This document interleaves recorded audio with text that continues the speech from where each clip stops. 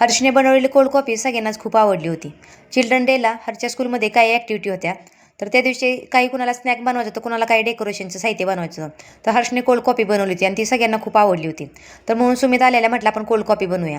तर त्यांना आज प्रोजेक्ट बनवायचा होता म्हणून ते आज हर्षचे मित्र आज घरी येणार होते. आता स्कूलमधून आल्यानंतर भूक पण लागलेली असती. आता त्याचे फ्रेंड पण आले होते म्हणून म्हटलं की पास्ता बनवूया.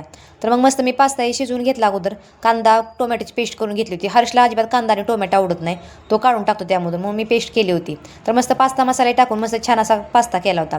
तर सगळ्यांनी आम्ही मग पास्ता आणि गुलाबजाम पण मी कालच केले होते, मग सगळ्यांना खायला दिलं. मग आणि मला पण भूक लागली होती म्हणून मग मी पण त्यांच्यासोबत पास्ता खाल्ला.